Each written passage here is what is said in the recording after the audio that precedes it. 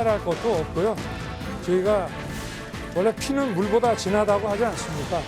지금까지 있었던 많은 고민들은 각자의 위치에서 선거 승리를 위한 고민이었다.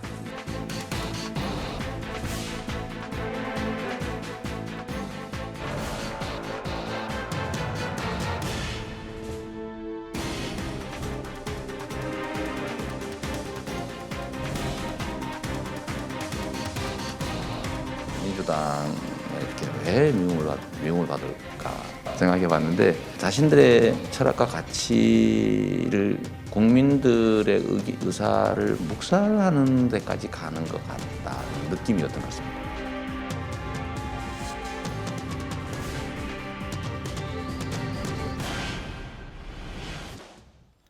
여러분 안녕하십니까? 1월 7일 사사건건 정치대담으로 바로 시작하겠습니다. 김원희 더불어민주당 의원, 전주혜 국민의힘 의원과 함께합니다. 자, 두 분 어서 오세요. 반갑습니다. 오랜만입니다. 워낙 현안이 많은 일주일이었습니다. 네. 하지만 이 문제부터 짚고 갈게요. 민생이니까. 어제부터 자영업자들 점등 시위 시작했고 워낙 이게 이제 2년이 넘었어요. 코로나 상황이. 네. 생계를 걱정하고 계신데 손실보상 두텁게 하자 이런 원칙에 대해서는 사실 똑같은 이야기를 하고 있는데 진전이 잘 안 됩니다. 송영길 대표는 일단 정부 여당 협의하겠다 나왔는데 네. 어떻게 됩니까? 앞으로 시간표가. 저희들이 일단은 작년에 320만 명, 약 100만 원씩 지급을 했고요. 올해 55만 명, 한 500만 원씩 저희들이 준비하고 있는데 이게 위드 코로나 시기에 준비했던 거란 말이에요. 근데 이게 갑자기 연말에 한 11월, 12월에 7천 명, 8천 명까지 올라가면서 사회적 거리두기를 시작할 수밖에 없었고 강화할 수밖에 없었고 이게 3주째 이어지면서 위드 코로나 시기에 연말연시 호황을 기대했던 소상공인들에게 정말 절망적인 상황으로 이제 가버렸단 말이죠. 그래서 작년에 우리가 예측해서 준비했던 걸로는 부족하겠다라고 하는 게 좀 일반적인 인식인 것 같고요. 그래서 우리 이재명 후보가 여러 차례 얘기했다시피 특별한 희생에는 특별한 보상이 필요하다라고 하는 대전제 하에서 지금 소상공인들의 어떤 지금 부족한 우리 위드 코로나 시대 때 체크했던 상황에다가 플러스 알파가 더 필요하겠다라고 하는 좀 더 현실화해야 된다라고 하는 얘기하고 그동안 지원의 사각지대가 있었어요. 문화예술계, 그다음에 그 식자재 납품업자들 그리고 관광업자들도 지원을 하긴 했는데 작았어요. 그래서 그런 부분에 대해서 좀 더 두텁게 하고 이런 것들에 대한 좀 준비가 더 필요하겠다. 그래서 약 25조에서 30조 정도 더 필요한 거 아니냐 이제 이런 얘기를 하고 있고 뭐 여기까지 일단 먼저 말씀드리죠. 네. 야당은 일단 정부와 여당이 협의부터 해오라 이런 입장이었는데요. 여전하신가요? 추경의 경우는 그렇습니다만 뭐 소상공인 자영업자에 대한 그 보호는 오히려 국민의힘이 작년부터 크게 줄기차게 주장해왔던 것입니다. 그 작년에 이제 손실보상법이 개정안이 국회를 통과했습니다만 국민의힘은 오히려 소급 적용을 하더라도 코로나로 인해서 발생한 그 2020년 그 상황부터 결국은 다 보상을 해줘야 된다 이런 입장이었고요. 그리고 또한 작년 그 이제 예산 그 심사 때도 오히려 이제 손실보상에 대해서 정부안이 오히려 한 뭐 가게 그러니까 그 업소당 이제 10만 원 뭐 이 정도 이제 보상한다는 것을 국민의힘이 100만 원을 요구를 했었습니다. 그런데 결국은 이제 좀 민주당이 좀 적극적으로 그렇게 협조를 안 하는 바람에 50만 원 보상으로 이렇게 됐거든요. 근데 반면에 이제 그 이재명 후보가 좀 관심을 가지고 있는 공약인 또 지역 화폐 같은 경우는 한 6조가 이제 정부안이었는데 오히려 30조로 한 5배 정도 그렇게 늘어났단 말이에요. 그래서 이것은 오히려 작년에 국민의힘이 주장하는 이러한 그 손실보상이 제대로 됐다고 하면 지금 오히려 자영업자 손실 그 또한 손해받고 있는 이러한 그 자영업자분들이 오히려 두터운 그 보상을 받을 수 있었다. 뭐 이런 아쉬운 점을 다시 한번 말씀을 드리고요. 뭐 국민의힘은 당연히 소상공인과 자영업자를 두텁게 보호해야 된다. 이 부분에 있어서는 적극적으로 공감을 합니다.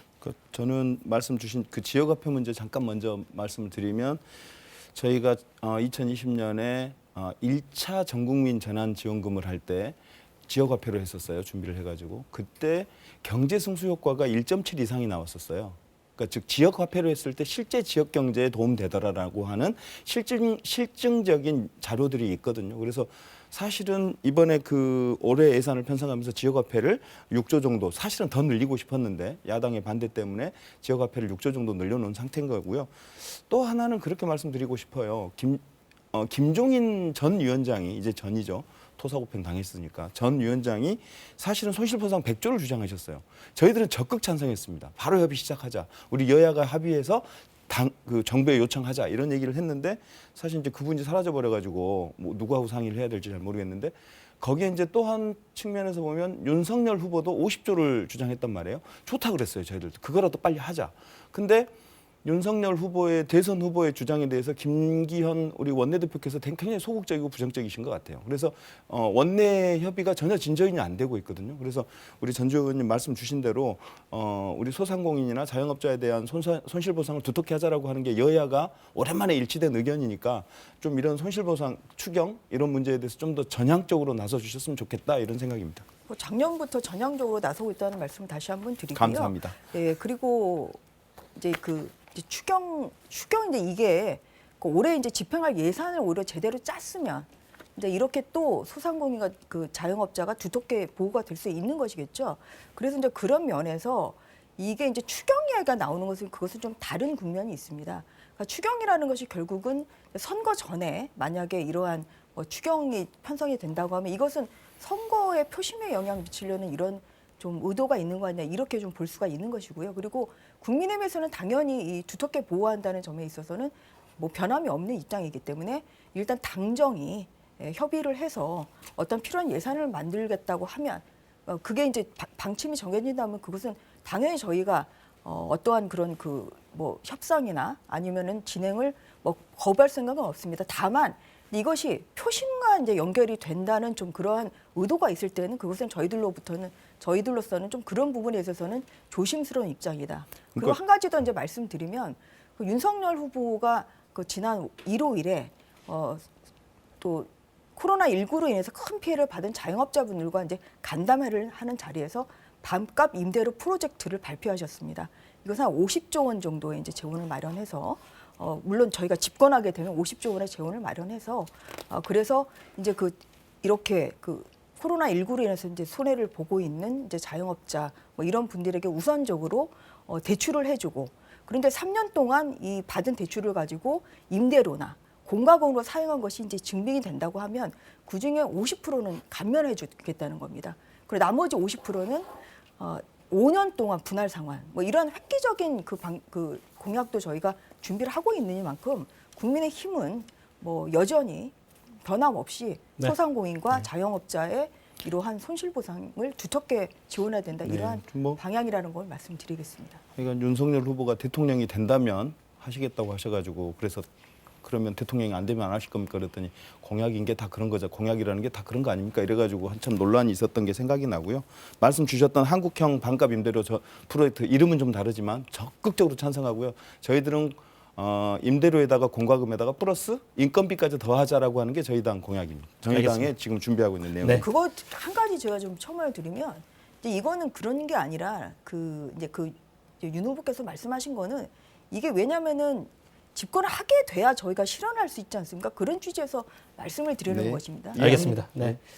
말은 계속 오가는데 일단 현장은 급하다는 거. 네. 이건 제가 다시 한번 좀 리마인드 해드리고 싶네요. 자, 대선 이야기 해보죠. 이재명 더불어민주당 대선 후보 행보 영상부터 보겠습니다.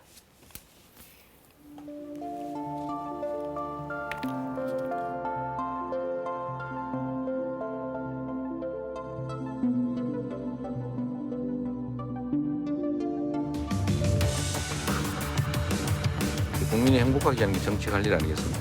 사람도 진영을 가리지 않고 좋은 사람을 쓰고 정책도 진영을 가리지 않고 좋은 정책이면 쓰고 그럴 필요가 있다.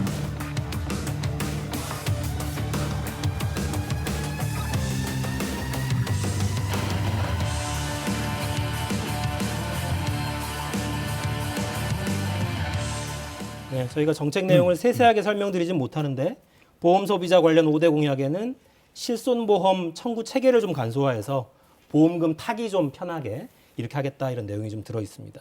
이재명 후보가 버스가 아니라 이제 오늘부터는 대중교통 타고 또 걸어서 시민들 만나겠다 이렇게 이야기를 하고 있고 이 부분이 좀 눈에 띄더라고요. 민주당이 미움받는 원인이 국민들 의견까지 묵살하는 고집스러움 때문이었다. 그러니까 현 정부와 조금 차별화하겠다 이런 의지로 좀 봐도 됩니까? 부족한 것은 메우고 잘못한 것은 고치고 또 새로운 것은 더해서 가겠다고 하는 게 우리 이재명 후보의 생각이니까요. 우리 문재인 정부에 대해서 공과에 대해서 저희가 뭐 책임지지 않을 하등의 이유가 없고 그 짐에 대해서 우리가 거부할 이유가 하나도 없습니다. 저희들이 당연히 지고 가야 될 책무죠. 네. 그 중에서 가장 좀 힘을 싣는 부분은 어떤 거라고 봐야 됩니까? 이번에 지금 우리 이제 대중교통 이번에 이제 그 메타버스 시즌 2를 물어보셨으니까 그거 먼저 잠깐 대답하면 오늘부터 이제 시즌 2가 시작됩니다. 시즌 1이 이제 뭐 호남 쪽 메타버스를 타고 호남 쪽과 이런 데 지역 주민들과 소통하는 아주 훌륭한 성과를 냈었는데 이번에는 이제 코로나 시국이 좀 더 엄중해져서 그런 거는 안 되겠다 싶어가지고 이른바 이제 BMW 걸어서 민심 속으로라고 하는 컨셉으로 BMW 컨셉을 잡았습니다. B는 버스, M은 메트로, 지하철, 그다음에 W는 걷기. 그래서 BMW라고 저희들이 이제 이름 붙여놨는데 그걸 걸으면서 이런 일정을 공개하면 막 사람들이 붙잖아요. 그래서 일정 공개하지 않겠다. 두 번째, 언론에 공개하지 않는다. 그래서 그냥 후보하고 후보자 팀만 라이브 방송을 한다. 셀프캠 이런 방식으로 한다. 그래서 현장에서 직접 소통하는 방식을 저희들이 도입해서 하려고 하고 있고요. 말씀 주신 대로 정치인은 이재명 후보가 그랬어요. 정치인이 자기 신념을 관철하기 위해서 국민의 요구나 명령을 희생시켜서는 안 된다 이런 말씀을 주셨습니다. 그래서 냉정한 민주당의 그동안 태도에 대한 냉정한 자기 비판이라고 생각이 들고요. 그런 비판에 저희 민주당도 화답하고 있습니다. 그래서 민주당이 이번 대선에 임하는 자세와 태도를 획기적으로 바꾸고 있고요.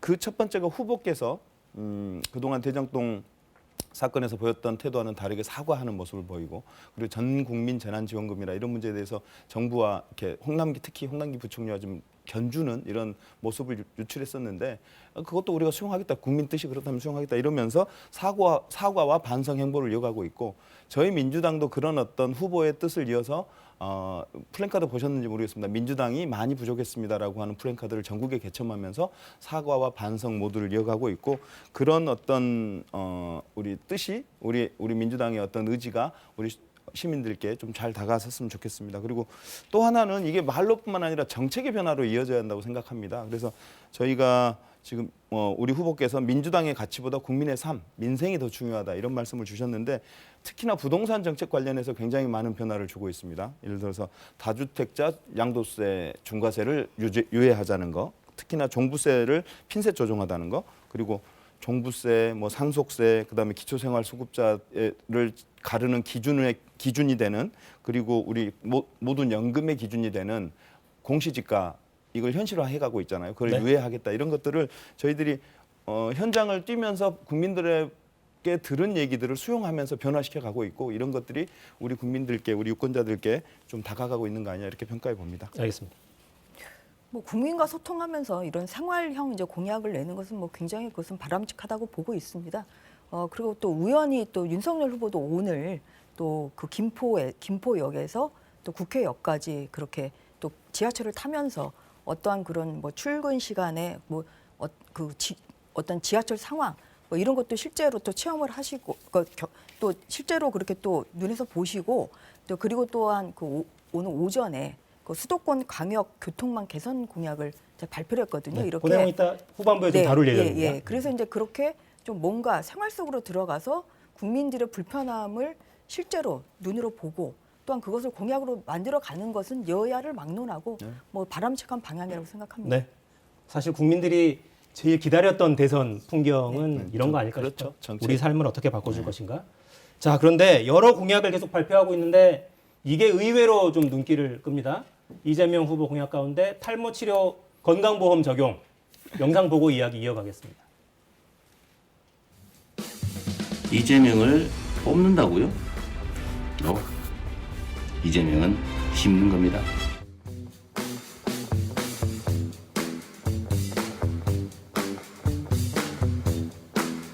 반응은 굉장히 뜨겁고요. 또 당 내부에서도 이해관계자들을 중심으로 좀 아니 그 박주민 의원님도 이해관계자시잖아요. 왜 그 아닌 척 그렇게? 저는 예. 근데 그 이해관계자긴 하지만 예. 이전부터 이런 정책이 좀 정책적으로 필요하다라는 객관적 입장도 가지고 있습니다. 정치권에서는 제가 원조일 겁니다. 자료를 다 받았어요. 예산정책처랑 국회에 입법조사처. 그래서 탈모약 급여화는 불가능하다. 안 된다.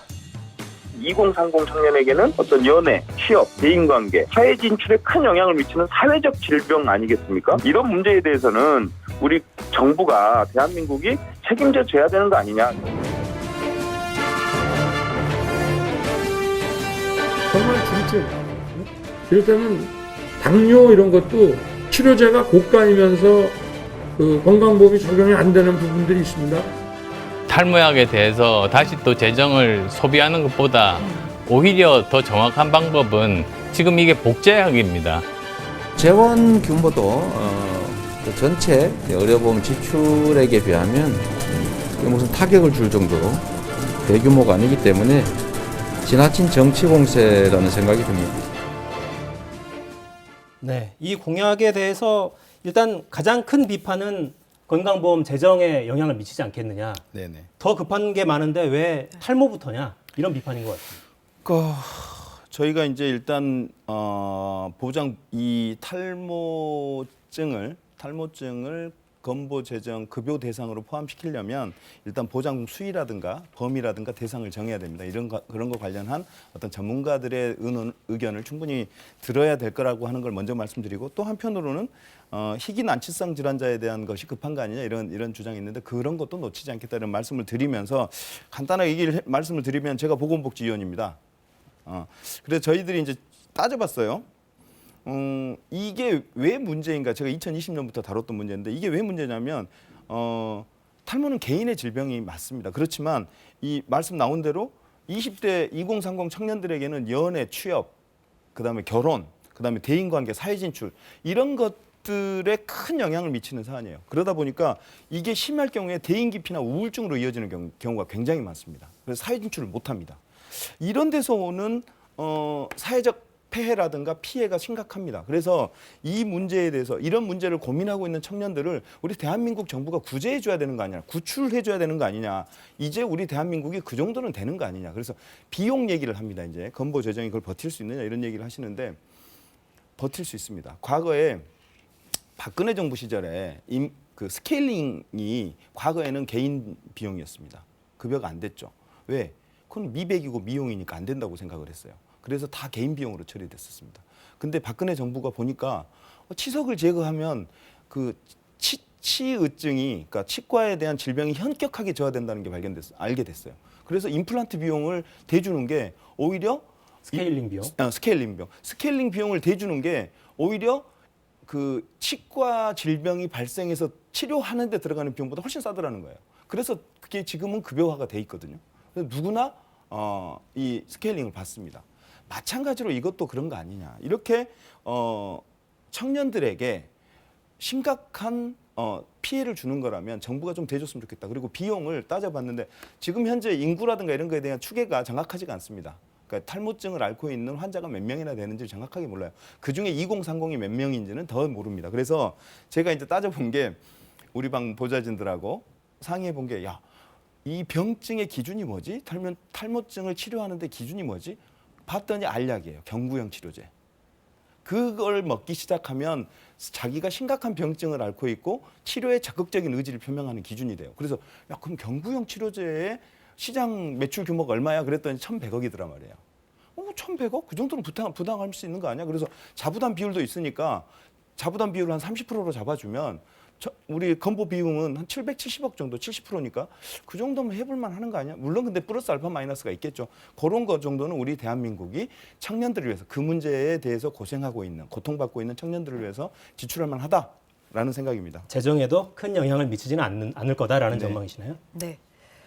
이제 건강 보험의 이제 그런 그 적자가 이제 계속 이제 심화되고 있다는 뭐 이런 이제 비판의 점도 있습니다만, 사실은 뭐 이 공약은 정말 여러 사람의 귀가 쏟게 되질 만한 이제 이런 공약은 맞죠. 그런데 이제 우려하는 것은 뭐냐면 이제 이재명 후보가 이렇게 선심성 공약을 이제 많이 내놓는다는 것입니다. 과연 이게 이제 얼마나 그렇게 현실화가 될 수 있는 것이냐. 사실 근데 그런 면에서 또 청년을 위해서는 또 뭐 청년 또 기본소득이나 아니면 항상 어떠한 그런 선심성, 뭐 또 기본소득이랄지 아니면 기본주택 뭐 이런 것까지 지금 나오고 있고, 그리고 또한 뭐 어떠한 또 세금은 오히려 또 뭐 줄이겠다 뭐 이러한 얘기를 지금 부동산세에 관해서는 또 하고 계세요. 그래서 어떠한 그런 이제 국가를 어떻게 운영할 수 있는 이런 어젠다나 아니면 공약을 할 때는 이제 거기에 필요한 재원, 그리고 재원을 마련을 어떻게 할지 사실 이제 그런 부분까지 다 뒷받침이 돼야 되는 건데 이제 이것은 너무 이제 선심성 공약으로 이제 보이는 면이 있다는 것이죠. 그리고 방금 이제 화면에 나온 것처럼 아직은 이제 이것이 어떠한 그런 그 건강보험의 급여 대상인지는 사실 원칙과 기준이 굉장히 중요합니다. 많은 사람이 고통받기 위한다. 이것은 저도 공감합니다만 그런 이유로 해가지고 이게 어떠한 그런 그 급여가 될 수가 없는 것이고요. 이제 그런 면에서 원칙과 기준이 굉장히 중요하고 과연 이런 면에서 이러한 그 탈모 보험이라는 뭐 이런 탈모 이제 관련한 이런 공약이 과연 이런 그 건강보험의 원칙과 기준에 맞는 것이냐 사실 이제 이 부분에 있어서는 많은 비판의 소리가 있는 것이죠. 네.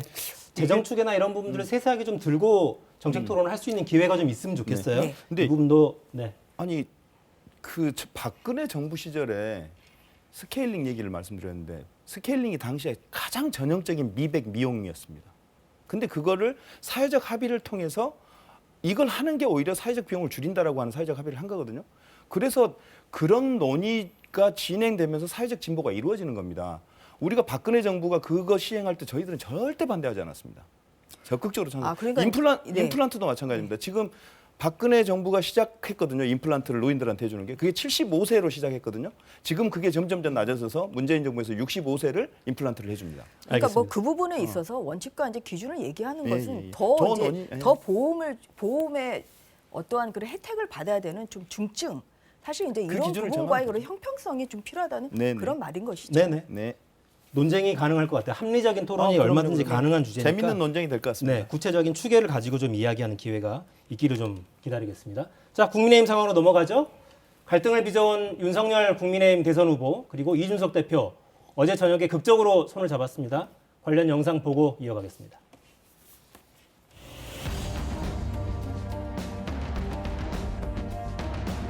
만약 오늘 의원총회에서 존경하는 의원님들께서 의견을 모아서 이준석의 복귀를 명령하신다면은 저는 지정해 주신 어떤 직위에도 복귀하겠습니다. 하지만 그 방식으로는 절대 우리가 대선 승리를 위해서 확보해야 되는 젊은 층의 지지는 제가 같이 가지고 가지 못합니다.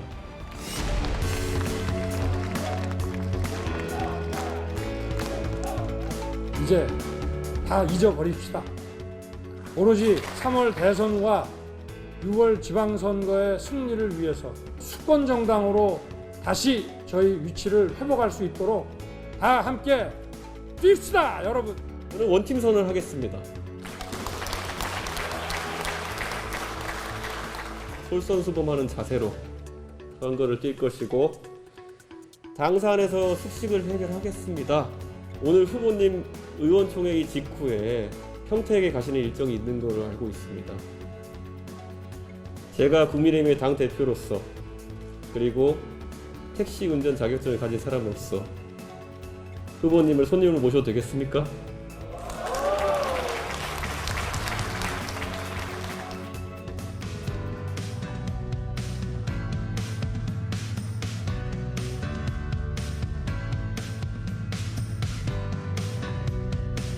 저는 오늘 지옥철이라고 불리는 김포 골드선을 타고 당사에 출근했습니다. 정말 좁은 지하철 안, 사람들로 가득 찬 곳에서 많은 시민들께서 불편을 겪고 계셨습니다. 오늘 여러분께 드릴 약속은 1,300만 경기도민과 300만 인천 시민의 출퇴근길 고통을 덜어드릴 수도권 광역 급행철도 GTX 확대 계획에 관한 것입니다. 광역 급행철도 GTX를 빠르게 완공하여 수도권 어디나 서울 도심까지 30분 내 통행권으로 만들겠습니다. 네, 어제 오후까지는 거의 정면 충돌 양상이었다가 의원들이 모여서 당대표 사실상 탄핵 논의를 하는 상황까지 갔다가 밤에 갑자기 봉합이 됐어요. 네. 이준석 대표가 연습 문제라고 몇 가지 제시했다고 지금 알려져 있는데 일단 후보가 지하철역 앞에서 인사하는 모습도 보였고 오늘은 지하철 출근을 했죠. 지하철 출근은 숙제는 아니었습니다만 어떻습니까? 나머지 연습 문제도 풀 걸로 예상을 해봐야 되는 상황입니까? 저는 좀 연습 문제라는 말은 좀 부적절한 것 같습니다. 표현 자체가. 예, 그러니까 이것은 이제 어제 뭐 의총에서 이제 오전 열렸던 의총에서는 결국은 모든 그 이번 선거의 중심, 선대의 중심은 당연히 후보다. 후보 중심으로 가야 된다. 여기에 대해서 이제 그 의원들이 당연히 전폭적인 지지를 했던 것이고요. 그리고 오후에 이루어진 이제 일련의 과정이 굉장히 사실 드라마틱하긴 했습니다만 결국은 이제 윤 후보와 또한 이준석 대표가 원팀을 이루는 뭐 이러한 아주 드라마틱한 이제 그 장면을 이제 도출을 했습니다. 그래서 결국 이제 이준석 대표는 이러한 윤 후보의 선거를 열심히 돕겠다. 그런 입장이기 때문에 본인이 연습 문제라기보다는 이제 본인의 그런 아이디어를 좀 많이 반영해주면 좋겠다. 저는 뭐 이러한 이제 의견을 좀 한 표현이라고 좀 보고 싶고요. 네. 결국은 이제 그런 것이 뭐 100% 받아들여지게 된다. 이러한 가정은 좀 그거는 맞지는 않는 것 같습니다. 그런데 그 심리 속으로 들어간다. 또한 생활 행보한다. 이거는 너무나 중요한 것이죠. 또한 윤석열 후보도 지난 또 수요일에 어떤 그 선대위의 사실 재구성, 해체를 하고 다시 이제 재구성 방안을 구상을 또 밝히면서 또한 그 슬림화도 있지만 결국은 윤석열이 바뀌겠습니다. 사실 이게 가장 중요한 것이고요. 이제 그런 면에서 이제 어제 뭐 지하철역 앞에서 이제 인사를 한 것이나 그리고 오늘 또 직접 김포역에서 또 그 김포 골드선을 타고 그렇게 국회까지 오는데 이런 과정이 저희는 앞으로 계속 이런 바뀌어가는 모습을 국민들에게 보여드리는 것이라고 생각을 하고 있습니다. 네. 이게 완전한 해결이기를 사실 지지자들은 정말 바라고 있을 텐데. 네. 그러니까 지난번 왜 울산 회동 때는 모종의 합의 내용들이 있었잖아요. 네. 근데 이번에는 굉장히 어려운 상황으로 가다가 윤 후보가 의총장에 등장하면서 네. 정말 급작스럽게 봉합이 됐거든요. 예. 갈등이 근본적으로 해결됐다. 이렇게 볼 수 있는 상황인가요? 저희가 당연히 이제 앞으로 갈등은 없어야죠. 근데 그리고 그 동안에 어떠한 그런 뭐 그 여러 가지 사실 뭐 누구의 잘잘못을 가린다는 것은 지금은 무의미하다는 생각을 들고요. 지금 뭐 대선이 60일 정도밖에 안 그렇죠. 남았습니다. 그래서 저희가 당연히 이것은 원팀이 돼서 갈 수밖에 없는 상황이다. 그리고 또한 그 후보와 또한 당 대표가 자주 소통을 하면서 또한 그 서로의 의견도 교환을 하고 어떻게 좀 선거 활동을 국민들에게 더 나아가는 그런 모습을 보일지 이런 부분에 있어서 당연히 더 합심을 해야 된다고 생각하고 있습니다. 그래서 우려하시는 이러한 갈등의 모습은 더 없으리라는 것을 다시 한번 저희가 약속을 드리고요.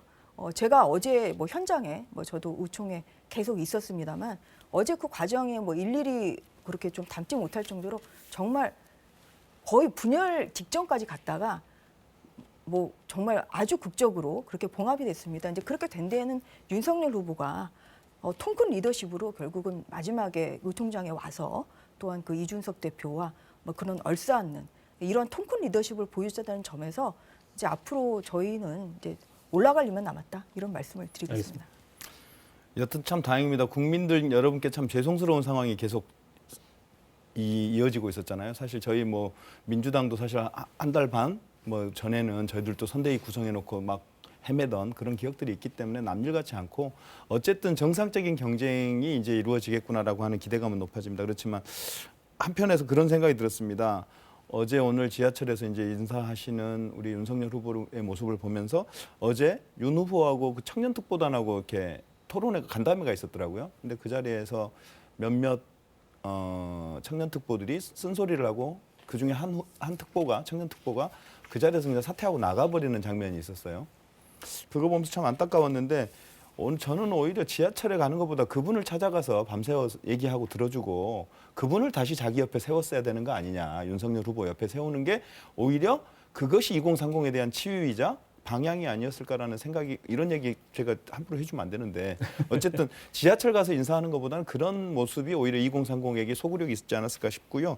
또 하나 이제 안철수 최근에 이제 이 두 그러니까 윤석열 후보 이준석 대표가 이렇게 제휴를 했어요. 원팀을 선언했는데 저는 그야말로 이제 미봉책에 불과할 거다라는 생각이 들어요. 그러니까 임시적인 전술적 제휴 아닐까. 그 이유를 보면 이제 안철수 후보가 최근에 급증하면서 지지율이 급증하면서 심지어 윤과 안 사이에 단일화 후보가 되면 누가 적합하냐 했을 때 안철수 후보가 더 높다는 여론조사도 이제 나오잖아요. 그러면 그런 측면에서 보면 윤석열 후보도 안철수 후보가 그렇게 되면 윤석열 후보의 자리가 흔들리는 거고 이준석 후보하고 안철수 후보가 사이 안 좋은 거는 뭐 다 아는 사실이어서 그런 부분에서 공통의 이해가 발생한 거 아니냐. 그래서 윤석열과 이준석 대표의 임시적이지만 전략적 제휴가 만들어진 것 같은데 어쨌든 저는 윤석열 후보의 지지가 다시 상승하면 저 임시적 전술적 제휴가 유지될까 이런 생각은 해봅니다. 제가 좀 첨언하면 이렇게 오히려 뭐 민주당에서는 당연히 갈등이 더 다시 나오는 걸 좀 바라시겠죠. 그런데 아닙니다. 예, 뭉치면 살고 이제 흩어지면 죽는다 이제 이런 말씀을 드리고요. 그리고 사실 국민의힘 의원은 국민의힘은 뭐 무슨 어떠한 개라는 게 사실 없습니다. 언론에서 이제 무슨 친윤이다 이런 얘기를 하시는데요. 저희는 어떤 선거 캠프에 몸을 담았던 거에 따라서 어떤 거기에 따라서 색채가 다르고 그렇지가 않습니다. 그런데 지금 이제 민주당 같은 경우는 사실 이제 이낙연 대표가 최근에 또한 선대위 합류를 결정을 하셨고 사실 이낙연 개라는 게 있지 않습니까? 이낙연 캠프에서 운동을 열심히 하셨던 분들이 어떤 그런 이재명 후보의 선대위에 몸은 담갔지만 사실 그게 원팀이 되진 않았었어요. 그래서 오히려 이게 전략적 제휴라는 것은 오히려 민주당이 더 그런 면이 있는 것이고요. 저희는 전략적 제휴라는 것보다는 저희는 개파나 아니면 어떠한 몸담았던 캠프에 따라서 지금 어떠한 그런 선거 운동의 열의 자체가 달라지는 것은 아니기 때문에 네. 그러면서 훨씬 더 쉽게 원팀이 될 수 있다. 이런 상황이라는 것입니다. 네. 최근에는 야당 상황을 놓고 개파 이야기는 정말 거의 안 나오는 것 네. 같은데 반면에 이른바 핵관 이야기는 끊임없이 나왔고 그래서 이제 선대 본부가 된 거죠. 선대위는 해체하고 선대 본부로 조금 작게 가겠다는 건데 후보 비서실의 기능과 역할은 어떻게 되는 겁니까 이제? 후보 비서니까 슬림화됐기 때문에 조금 더 이제 의사 결정 단계가 좀 더 오히려 신속하게 이제 이루어지는 이제 이런 기능들이 있는 것이고요. 그리고 비서실이 어떠한 그런 문제가 있었던 것이 아닙니다. 오히려 선대위에 오히려 이 여러 가지 그 구조가 여러 가지 다단계다 보니까 거기에서 어떠한 그런 의사 결정이 좀 늦어지고 사실 이제 그러한 것이 문제가 됐던 것이지. 이게 비서실의 문제가 이런 것은 저는 아니라고 생각을 하고 있고요. 이른바 핵관 관련한 논란은 더 없을 것이다. 핵관이라는 거는 저는 동의하기는 어렵습니다. 왜냐하면은 선대위에 직함을 가지고 있는 분은 당연히 의사결정권이 있는 것이죠. 그래서 핵관이라는 것이 무슨 비선실세라는 의미로 이해를 하시는 분이 많잖아요. 그런데 과연 윤핵관이라는 게 누구를 말씀하시는 건지 사실 저희 의원들은 굉장히 의아스럽습니다. 그렇기 때문에 윤핵관이라는 것은 오히려 국민의힘을 분열시키고 국민의힘이 안 되기를 바라는 오히려 윤석열 후보가 안 되기를 바라는 이러한 사람들이 저는 만들어낸 것이라고 생각을 하고 있고요. 실제 하지도 않는 존재라고 네, 보시는군요. 그리고 선거위에 선대위에 아주 예를 들어서 총괄 선대위원장 이런 분이 그러면 당연히 중요한 보직을 가지고 있어서 의사결정권이 있는 것인데 그래서 자리에서 만들어 나오는 그런 의사결정권을 가지고 그걸 핵관이라고 할 수는 없는 것이죠. 그러니까 김종인 총괄 선대위원장이 나도 모르는 일정이 생기더라. 가서 내가 모르는 메시지가 나가는 그거는 이런 발언을 핵관의 하니까. 문제는 아닙니다. 그거는 그러니까 저도 선대위 대변을 하고 있습니다만 그러면서 체계화는 좀 필요해요. 그동안에 좀 그 체계화 덜 이루어진 이 부분에 있어서는 그것은 동의를 합니다. 그리고 저도 선대위 대변인으로서 일정 수행을 같이 해요. 그래서 거기서 나오는 어떠한 좀 그런 좀 일정 수행이나 이런 것이 좀 이렇게 조금 더 체계화되지 못한 점은 제가 스스로 체험을 했기 때문에 잘 알고 있는데요. 그게 어떤 그런 핵심 관계자가 어떤 거기에 관여해서 되는 것은 전혀 아니고요. 알겠습니다. 시스템의 문제라는 것을 제가 확실하게 말씀드릴 수 있습니다. 관련한 논란이 더는 없기를 아마 네. 많은 국민의힘 지지자들은 기다리고 있을 것 같습니다. 저희 그 그래픽 만들어 놓은 걸 좀 올려주실까요? 대통령 선거 가상 대결 결과를 한번 보겠습니다. 최근에 나온 결과인데, 그러니까 20, 30대한테만 물어본 거예요. 18세부터 39세에게만 물어본 조사 결과입니다. 안철수 후보가 지금 2위가 돼 있죠. 19.1%로. 네. 그리고 이 질문도 좀 국민의힘 입장에서 뼈아플 수 있을 것 같은데 공정이라는 가치를 추진하기에 적합한 후보가 누구냐라는 질문에 윤석열 후보가 지금 3위로 표현이 돼 있습니다. 어떻게 받아들이십니까? 이 결과는? 저희는 종합적으로는 이제 선거가 뭐 당장 내일 치러지는 것이 아니기 때문에 물론입니다. 네. 뭐 이런 부분에 있어서도 당연히 앞으로의 행보를 통해서 좀 더 그 윤석열 후보가 사실은 가장 내세우는 것이 공정과 상식이고 그 윤석열 후보가 지금까지 온 것이 사실 공정의 아이콘이었기 때문에 여기까지 온 것이죠. 그래서 이제 그런 공정의 모습을 좀 보이는 그런 행보가 필요하다 이런 생각을 하고 있고요.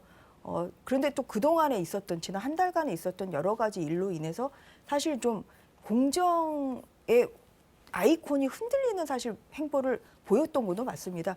이 부분에 있어서는 또 좀 따갑게 받아들이고 어떤 그런 그 공정의 상징이었던 그 윤석열 다움을 계속 살리는 그런 행보를 좀 하려고 하고 있습니다. 네. 치고 올라갈 일만 남았다라는 네. 의지신 것 같네요. 네. 이 상황 좀 어떻게 보세요? 네, 뭐 그동안 사실 경제 문제나 누가 더 경제를 잘할 것 같으냐, 누가 실력이 있을 것 같으냐 뭐 이런 질문에는 우리 이재명 후보가 굉장히 높게 나왔었어요. 계속 부동의 1위였고 공정 문제에 대해서는 사실 조금 약간 뭐 밀렸었는데 이런 결과가 나와서 한편으로 좋으면서도 한편으로 굉장히 큰 책임감을 느낍니다. 이제서야 우리 유권자들께서 이재명 후보의 모습을 봐주는 거구나라고 싶기도 하고 이게 또 한편으로는 윤석열 후보의 그 어떤 스스로 깎아먹은 거잖아요. 뭐 그 이른바 부인 김건희 씨 어떤 허위 학력, 허위 이력 문제를 처리하는 과정에 있어서